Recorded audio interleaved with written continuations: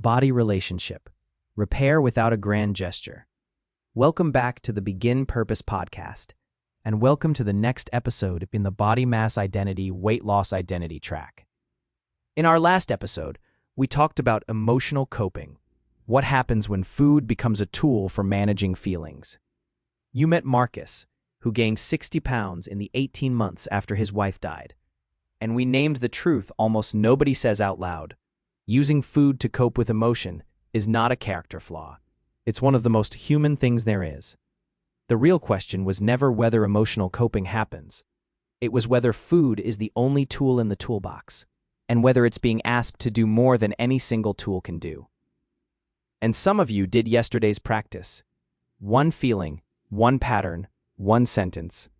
When I feel this, I tend to do this, because it gives me this. If you wrote that sentence and felt even a small shift, the pattern becoming information instead of a verdict, that's a non-weight win, and it counts. Today, I want to continue that journey by moving even closer to home. We've talked about how you cope. Now I want to talk about your relationship with the body you actually live in. This episode is called Body Relationship, and it asks a question that sounds simple and turns out to be one of the most revealing questions in this entire framework. Setting aside how you think about your body, setting aside how you feel about it, how do you actually treat it, day to day? Notice what that question is not asking. It's not asking whether you like your body. It's not asking what you see in the mirror or what story runs in your head when you see it. We've spent whole episodes on those things, and they matter. But this is different. Because here's something this work reveals over and over. Beliefs and behaviors don't always move together. A person can hold relatively neutral, even positive beliefs about their body, and still treat that body in practice with a great deal of neglect. And the reverse is true too. Someone can carry painful beliefs about their body and still, somehow, care for it well. The relationship you have with your body isn't what you think about it. It's the pattern of how you treat it. Let me show you what I mean. His name is Howard, and he comes from the body mass identity work. Howard is 39. When he was asked directly how he felt about his body, his answer was easy. Fine. No complaints. And he meant it. There was no storm of shame under the surface, no harsh narrator running commentary. His story about his body was genuinely neutral. But then the questions moved from beliefs to behavior. Asked about sleep, Howard described regularly staying up far too late, not for anything in particular, just scrolling, drifting, putting off the end of the day. Asked about medical care, he admitted he'd been postponing a recommended screening for over 2 years, not refusing it, just not scheduling it. Asked about movement, he described pushing through pain that probably deserved attention, treating a persistent ache as something to override rather than something to listen to. Howard's story about his body was fine, no complaints. His relationship with his body told a different story, one of low-grade, chronic neglect. And here's the part I most want you to hear. It wasn't cruelty. Howard wasn't punishing his body. His body simply never made it onto the priority list. It was the employee who never gets a performance review, the friend whose calls always get returned next week, the room in the house nobody bothers to heat. Not hated, just never prioritized. Maybe you recognize some version of that. Or maybe your pattern runs in the other direction, not neglect, but harshness. Where Howard's body was ignored, some people's bodies are managed like an adversary, pushed past every signal, punished with brutal workouts after bad days, denied rest because rest feels like weakness, denied food because hunger feels like the enemy, denied care because care feels undeserved until some future body earns it. Neglect and harshness look different on the outside, but they share a root. In both, the body's signals don't get a vote. In one, the signals are ignored. In the other, they're overruled. So what does repair look like? Here's where I want to save you from a mistake that ambitious, motivated people make constantly. And if you're listening to this podcast, mid-journey, doing the work, you are probably ambitious and motivated. The mistake is the grand gesture, the complete overhaul, the Monday when everything changes. Perfect sleep, perfect hydration, every appointment scheduled, A whole new regime of self-care launched in a single week. I understand the appeal. But think about what we're actually describing here. A relationship. And a relationship that's been neglected for years isn't repaired by a single grand gesture, any more than a friendship would be repaired by one elaborate apology after years of silence. If a friend who hadn't called you in 5 years showed up with an expensive gift and a dramatic speech, you might appreciate it, but you wouldn't trust it yet. Trust doesn't come from gestures. What would actually rebuild that friendship is smaller and slower. They call again. They remember something you told them.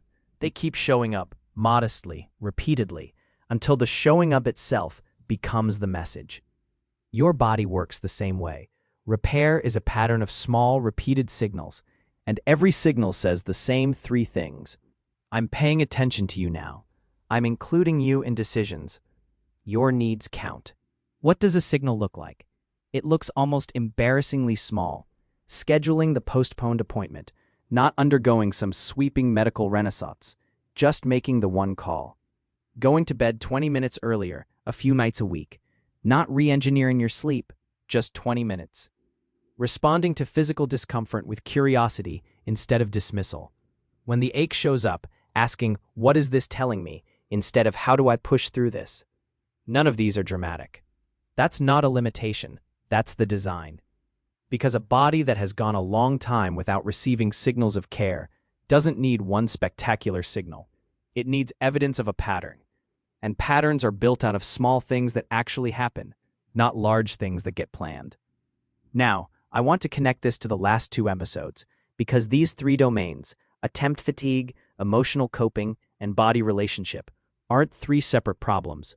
They form a kind of triangle, and seeing the triangle makes each corner easier to approach. Here's how it works.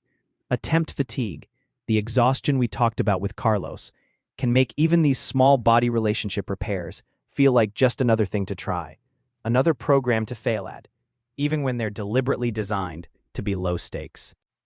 If you felt a flicker of resistance a moment ago when I said, "Go to bed 20 minutes earlier," a tired inner voice saying, "Here we go again," that's not laziness.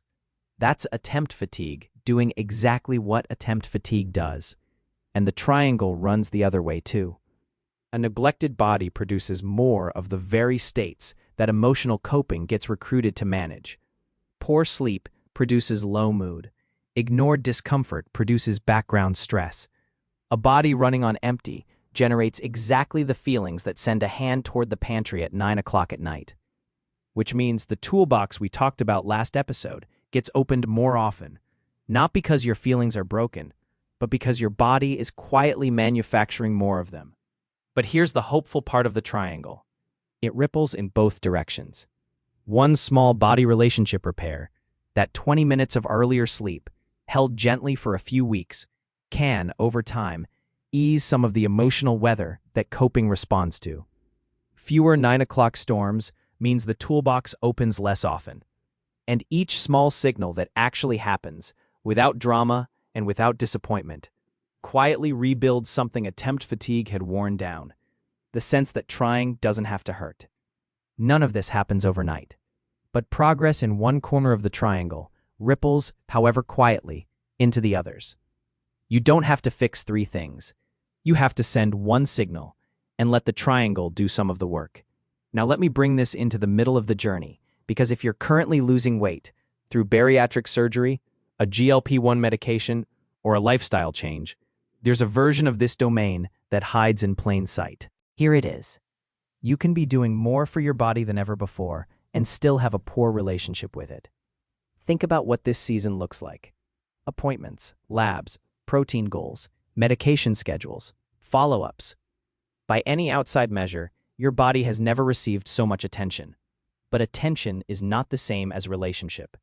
It's entirely possible to run this season like a project manager running a project, hitting targets, tracking metrics, optimizing inputs, while the body itself remains a thing being managed rather than a partner being listened to. The appointments happen, but the body still doesn't get a vote. And if the relationship before this journey was neglect or harshness, a purely transactional journey doesn't repair it. It just gives the old relationship better paperwork. There's a second piece, too. A body in the middle of major change is sending more signals than usual, not fewer. New fullness cues that arrive faster than they used to. Energy that shows up at different hours. Hunger that behaves in unfamiliar ways. Sometimes discomfort that's genuinely new. This is precisely the season when listening matters most, and precisely the season when the old habit of ignoring or overriding signals is most costly. So the identity management here sits, as always, alongside your medical care, never instead of it. Your care team manages the biology. That's their job, and this framework will never step into it. Your job is the relationship. And the beautiful thing is that the two feed each other. When you respond to a new signal with curiosity instead of dismissal, you don't just repair the relationship. You generate exactly the information your doctor and nutritionist need. I noticed I'm full much sooner. I noticed my energy drops mid-afternoon. I noticed this discomfort after eating. Bring those observations to your team. A body that's listened to becomes a body that's easier to care for, by you and by them. And if there's a Howard-style postponed appointment sitting in your life right now, a screening, a follow-up, the thing you keep meaning to schedule, that call might be the single most relationship-repairing move available to you this week. So here is your practice for today. And true to everything we've built, it's the smallest possible version. Today, send your body one signal of care. One. Not a program, not a plan, a signal. Choose from the modest end of the menu. Go to bed 20 minutes earlier tonight. Drink a glass of water at a moment you'd usually push through thirst. Make the one phone call to schedule the thing you've postponed. Or simply, once today, when your body sends up a signal, tiredness, hunger, an ache, tension in your shoulders, pause for 10 seconds and ask, with actual curiosity, what is this telling me? You don't even have to act on the answer. Asking the question is the signal. It says, I'm paying attention to you now. And when you do it, whichever one you choose, notice how small it felt and let it be small. The old pattern will whisper that something this minor can't possibly matter. But you know better now. Relationships aren't rebuilt by gestures. They're rebuilt by patterns. And every pattern that ever existed started with a single repetition. If you feel even a trace of something shift, a moment of your body being included instead of ignored, log it. That's a non-weight win. The scale can't measure it, and it counts. Thank you for joining me for this episode of the Begin Purpose podcast. In our next episode, we're going to step out of the private world of how you treat your body and into a much more public one, how it feels to be seen.